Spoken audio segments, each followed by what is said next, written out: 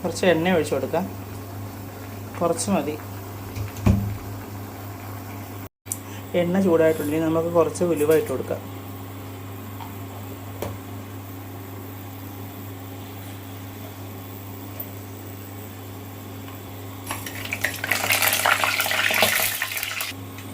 ഇനി കുറച്ച് ഇഞ്ചി വെളുത്തുള്ളി ഇട്ട് കൊടുക്കാം. 4 അയില കറി വെക്കുന്ന ഇതാണ് ഞാൻ കാണിക്കുന്നത്. ഇഞ്ചി വെളുത്തുള്ളി ഇട്ട് കൊടുത്ത് ഒന്ന് ചെറുതായിട്ട് അതൊന്ന് മൂത്ത് കഴിയുമ്പോൾ നമുക്ക് അരിഞ്ഞ് വെച്ച സവോളയും പച്ചമുളകും ഇട്ട് കൊടുക്കാം.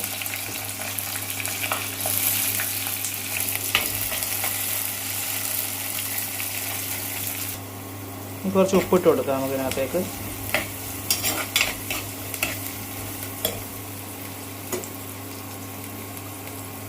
കുറച്ച് കറിവേപ്പില ഇട്ട് കൊടുക്കാം. ഇതിലേക്ക് കുറച്ച് മഞ്ഞൾപ്പൊടി ഇട്ട് കൊടുക്കാം.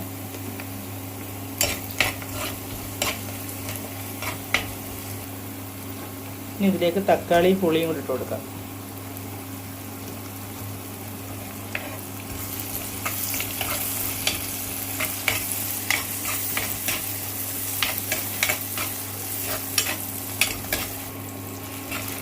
അപ്പോൾ ഇത് നല്ലപോലെ വഴണ്ടിട്ടുണ്ട്. തക്കാളിയും പച്ചമുളകും സവോളയും എല്ലാം നല്ലപോലെ വഴണ്ട് അലുത്തിട്ടുണ്ട്. അപ്പോൾ ഇതിനകത്തേക്ക് നമുക്കിനി മുളക് പൊടി ഇട്ട് കൊടുക്കാം.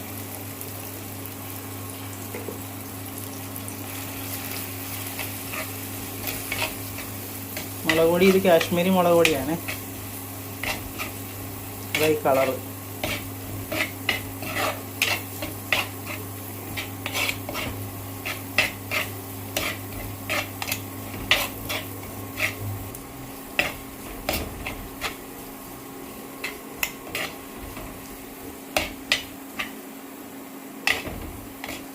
ഇനി ഇതിൽ എണ്ണ തെളിഞ്ഞ് വരട്ടെ. എണ്ണ തെളിഞ്ഞ് വന്നതിന് ശേഷം നമുക്ക് അല്പം കുറച്ച് വെള്ളം ഒഴിച്ച് കുറുക്കിയെടുക്കാം.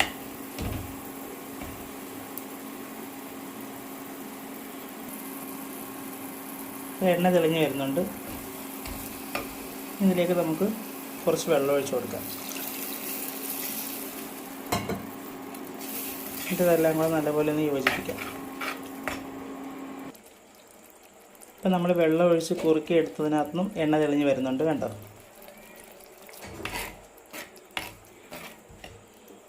തീ കുറച്ച് വെച്ച് എണ്ണ തെളിഞ്ഞ് വരുന്ന പോലെ ഇത് കുറുക്കി എടുക്കുക. അപ്പോൾ ഇതിനകത്തുള്ള മുളക് പൊടിയൊക്കെ നല്ലപോലെ വേവും.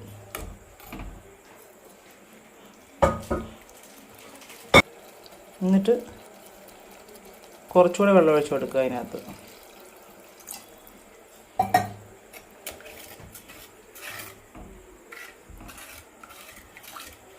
അതും ഒന്ന് ഇളക്കി മിക്സ് ചെയ്ത് അതും ഒന്ന് കുറുകി വരുന്നവരെ വെയിറ്റ് ചെയ്യുക.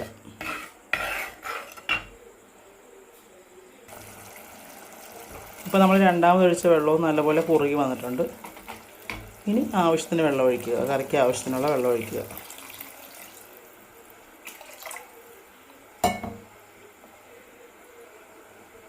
നമ്മൾ സവോള വഴറ്റാൻ നേരം ഉപ്പ് ചേർത്താണ്. അത് കാരണം ആവശ്യത്തിന് ഉപ്പ് ചേർക്കുക.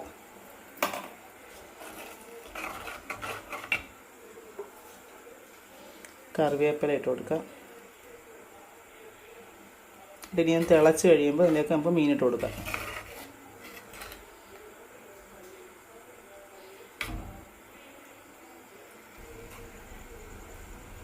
ഇത് നമുക്ക് അടച്ച് വെക്കാം. തിളയ്ക്കട്ടെ.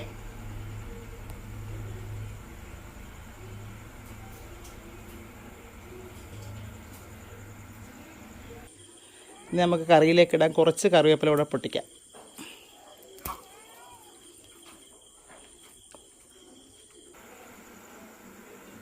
ഇത് നല്ലപോലെ തിളച്ചിട്ടുണ്ട്. ഇനി ഇതിലേക്ക് നമുക്ക് വൃത്തിയാക്കി വെച്ചിരിക്കുന്ന മീൻ ഇട്ട് കൊടുക്കാം.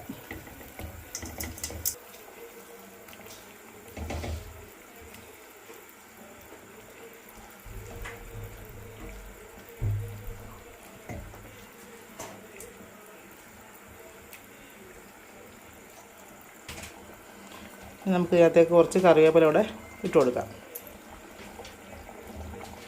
എന്നിട്ട് അടച്ച് വയ്ക്കാം. തീ കുറച്ച് അടച്ച് വയ്ക്കാം.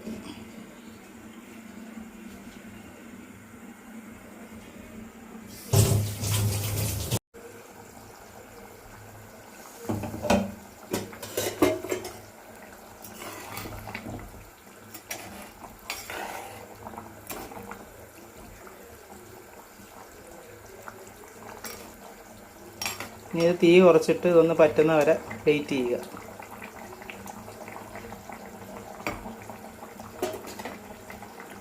ഇത് പറ്റി കഴിയുമ്പോഴത്തേക്ക് ഇതിനകത്ത് എണ്ണയൊക്കെ തെളിഞ്ഞ് കുറുകിയിരിക്കും.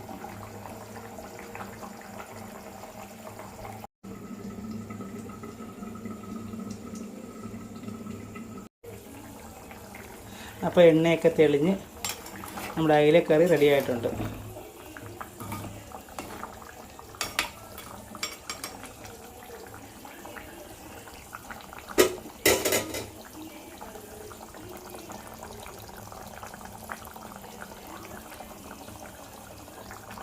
അപ്പോൾ ഇത്രയേ ഉള്ളൂ.